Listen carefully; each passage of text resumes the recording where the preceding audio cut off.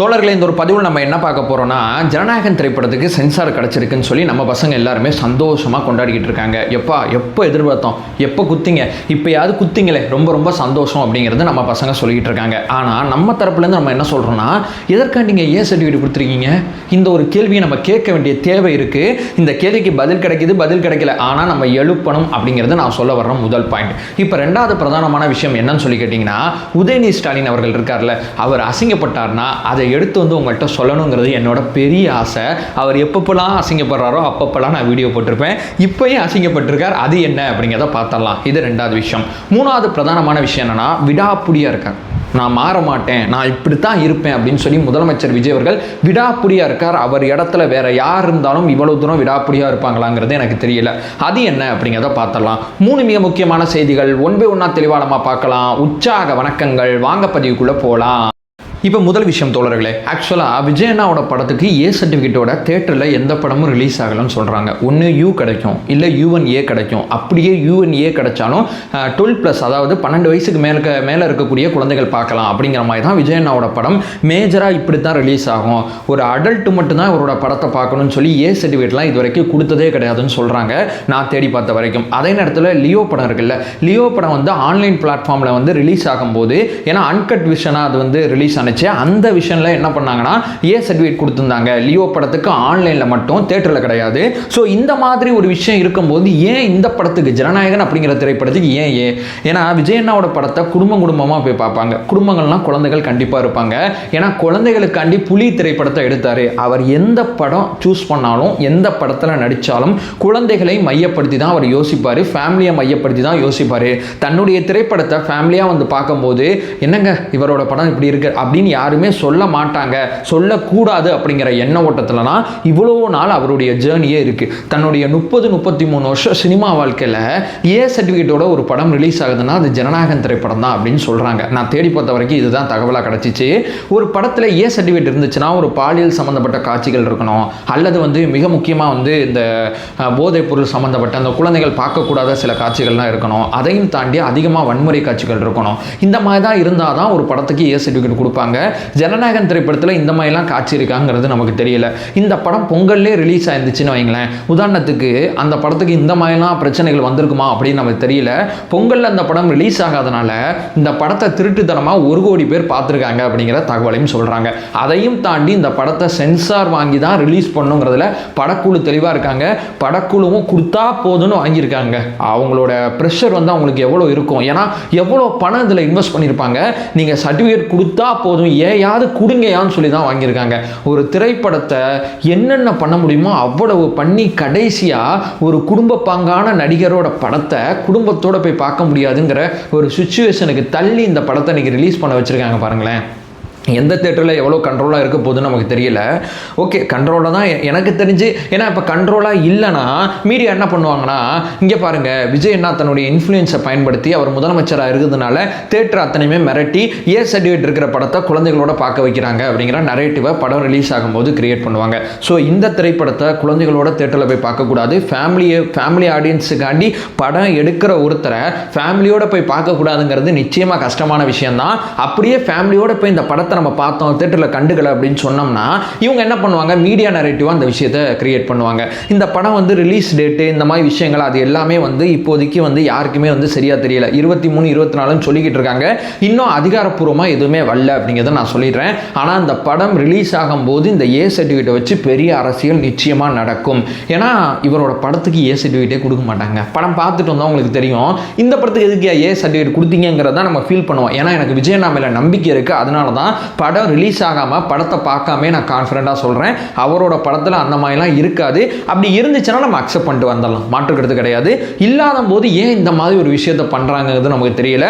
ஆனால் நான் மீண்டும் ஒரு முறை சொல்கிறேன், படம் ரிலீஸ் ஆகும்போது பெரிய அரசியல் இருக்குது. இது நம்பர் 1 பாயிண்ட். இப்போ நம்பர் 2 பிரதானமான விஷயம், அதாவது உதயநிதி ஸ்டாலின் இருக்கார்ல, கர்நாடகாவில் வந்து அமைச்சரே சொல்லிட்டாரு தண்ணி தர முடியாதுன்னு. இங்கே வந்து எம்எல்ஏ விலைக்கு வாங்கிட்டு இருக்கிற வேலையில் கர்நாடகாவில் தண்ணி தராமல் இருக்குது. இப்போது கர்நாடகாவிலேருந்து நமக்கு தண்ணி வருதுல்ல, காவிரி தண்ணி, ஜூன் மாதம் எவ்வளவு, ஜூலை மாதம் எவ்வளவு, ஆகஸ்ட் எவ்வளவுன்னு சொல்லி 117.25 டிஎம்சியை பிரித்து ஒவ்வொரு மாதமும் ஒவ்வொரு தண்ணி அளவு தான் கொடுப்பாங்க. இப்போ ஜூன் மாத கணக்குப்படி நம்ம எடுத்துக்கிட்டோம்னா 9 டிஎம்சி நமக்கு தண்ணி வந்திருக்கணும். ஆனால் 9 டிஎம்சி தண்ணி வரல. ஆனால் கர்நாடகாவோட நீர்வளத்துறை அமைச்சர் இந்த மாதிரி பேசிட்டார் அப்படின்னு சொல்லி உதயநிதி ஸ்டாலின் அவர்கள் ஒரு சன் நியூஸை பார்த்து ட்வீட் போட்டிருப்பாருன்னு நினைக்கிறேன். பொதுவாக ஒரு அமைச்சரோட கருத்தை வச்சு நம்ம ஒரு ட்வீட் போடுறோம். நம்ம வந்து தமிழ்நாட்டோட எதிர்க்கட்சி தலைவராக இருக்கும்போது அந்த அமைச்சரோட பேட்டியை குறைந்தபட்சம் போய் பார்க்கணும். அவரோட அறிக்கை எங்கே இருக்குது, அதாவது இந்த செய்தி அடிப்படையில் போய் நம்ம பேசக்கூடாது. அந்த செய்தியை பேசினவர் எந்த இடத்துல எந்த மாதிரி பேசியிருக்காருங்கிறத பார்த்துட்டு அந்த அறிக்கையை விடணும். ஏன்னா நம்ம ஆளுக்கு அந்த மாதிரி விஷயம்லாம் எதுவுமே கிடையாது. உடனடியாக ஏதாவது ஒரு நரேட்டிவை செட் பண்ணணும்னு சொல்லி நரேட்டிவை செட் பண்ணுறது தானே இந்த திமுகவோட வேலை. இவர் இந்த மாதிரி விஷயத்தை பண்ணோன்னே கர்நாடகாவில் இருக்கக்கூடிய நீர்வளத்துறை அமைச்சர் இருக்கார்ல, அவரோட கவனத்துக்கு இது வந்தோன்னா அவர் உதயநிதி ஸ்டாலின் அவர்களை டேக் பண்ணியே, எப்பா நான் எங்கப்பா அப்படி சொன்னேன், நான் எந்த இடத்துலையுமே அப்படி சொல்லவே கிடையாது. ரெண்டாவது, இது என் கண்ட்ரோலில் இல்லவே இல்லை. இது வந்து காவிரி மேலாண்மை வாரியம் தான் முழுக்க முழுக்க எவ்வளோ தண்ணி திறக்கணும் என்ன இது எல்லாத்தையும் பார்த்துக்கிறாங்க. நாங்கள் என்ன பண்ணோம், நாங்கள் என்ன செஞ்சோம், நான் சொன்னதா நீங்கள் ஏன் சொல்கிறீங்க அப்படின்னு சொல்லி உதயநிதி ஸ்டாலின் அவர்களை டேக் பண்ணி நேற்று தினம் ட்விட்டரில் கேட்டிருக்காங்க. இதெல்லாம் எவ்வளவு பெரிய அசிங்கம் தெரியுமா? இப்போ உங்கள் ஆட்சியில் ஜூன் மாதம் வர வேண்டிய தண்ணி ஜூன் மாதம் வந்துருச்சு, ஜூலையில் வர வேண்டியது ஜூலையில் வந்துருச்சு. அடுத்தடுத்த மாதங்களில் கரெக்டாக அந்தந்த மாதங்களில் இருந்த தண்ணியை கர்நாடகாவிட்டு வாங்கிட்டீங்களா? எனக்கு புரியல. கர்நாடகாட்டேருந்து நீங்கள் கரெக்டாக வாங்கிட்டீங்கன்னா நாங்கள் ஜூன் மாதம் மிஸ் பண்ணிட்டோம் அப்படின்னு நீங்கள் குற்றச்சாட்டு வைக்கலாம். காலங்காலமாக 2018 இப்படி தான் நடந்துக்கிட்டு இருக்கு. இதே ஜூன் மாதத்தில் தண்ணி கம்மியாக கொடுக்கவே மாட்டாங்கன்னு சொல்ல மாட்டோம். இப்போ மழை அளவு அடிப்படையில் இந்த காவிரி மேலாண்மை வாரியத்தில் 2 தரப்பு, அரசு தரப்பு, அதாவது தமிழ்நாடு தரப்புலேருந்து உட்காருவாங்க, கர்நாடகா தரப்புலேருந்து உட்காருவாங்க. ஒன்றா உட்காந்து பேசி மழைப்பொழிவு ரொம்ப கம்மியாக இருக்குது, நம்ம என்ன பண்ணலாம், எந்த டிஎம்சி கொடுக்கலாம் அப்படிங்கிறதெல்லாம் பார்த்துட்டு டிசைட் பண்ணுவாங்க. அடுத்தடுத்து மழைப்பொழிவு இருக்கும்போது அந்த தண்ணியை அதுக்கு ஏற்றபடி எக்ஸ்ட்ரா கொடுப்பாங்க. இப்போ அந்த கர்நாடகாவோட தண்ணி தருதுன்னா நமக்கு எந்த பஞ்சாயத்து இல்லை, மேகதாது அணை தான் நமக்கு பஞ்சாயத்து. தண்ணிங்கிறது 177.25 டிஎம்சி நம்ம கரெக்டாக வந்துகிட்டு இருக்கு, அதில் மாற்றுக்கிறது கிடையாது.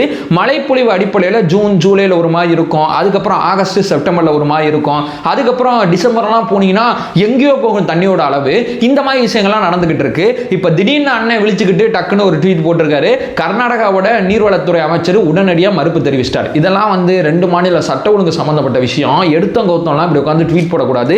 நல்லா ஆராய்ஞ்சு அவர் அந்த கருத்தை சொல்லியிருந்தாருன்னா நம்ம எதிர்வினை ஆட்டலாம், எந்த பிரச்சனையும் கிடையாது.